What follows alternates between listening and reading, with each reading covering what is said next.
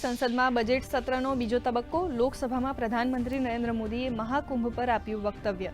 મહાકુંભના સફળ આયોજન માટે દેશવાસીઓને આપી શુભકામના. કહ્યું, મહાકુંભથી નીકળેલ એકતાનું અમૃત સંકલ્પોથી સિદ્ધિનું બનશે માધ્યમ.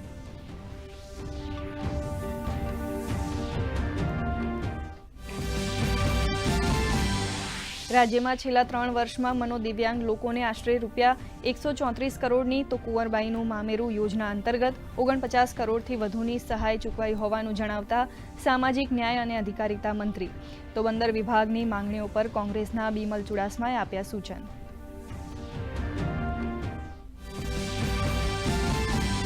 ગુજરાત વિધાનસભામાં એલોપેથિક, આયુર્વેદિક, હોમિયોપેથિક મેડિકલ ચેકઅપ કેમ્પનો પ્રારંભ કરાવતા અધ્યક્ષ અને આરોગ્ય મંત્રી. 4 દિવસીય કેમ્પમાં મંત્રીઓ, ધારાસભ્યો, પત્રકારો, અધિકારીઓના થશે સંપૂર્ણ સ્વાસ્થ્યની તપાસ. પ્રકૃતિ પરીક્ષણ, નાડી પરીક્ષણ સહિતના થશે ટેસ્ટ.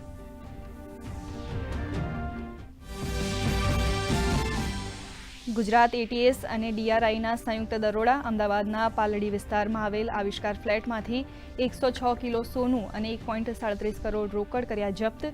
તમામ મુદ્દામાલ સીઝ કરી તપાસ એજન્સીઓએ લીધો પોતાના હસ્તક.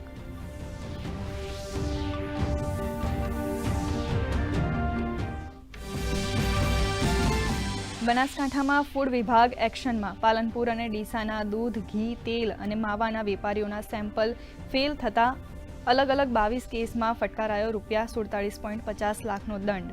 ભેળસેળિયા વેપારીઓમાં ફફડાટ.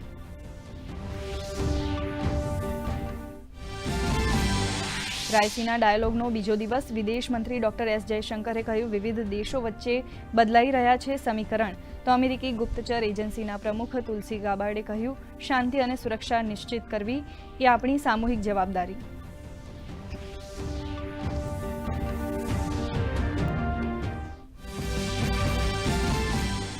સુનિતા વિલિયમ્સ અને વિલ્મોર બુચના ઘર પ્રવાસીનું કાઉન્ટડાઉન શરૂ.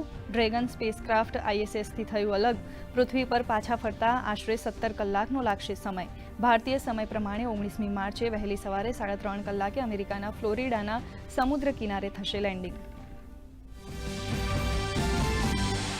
ગાઝા પર ઇઝરાયેલનો હવાઈ હુમલો. મહિલાઓ અને બાળકો સહિત 200 લોકોના મૃત્યુ. જાન્યુઆરીમાં યુદ્ધ વિરામ લાગુ થયા બાદ હમાસ પર સૌથી મોટો હુમલો.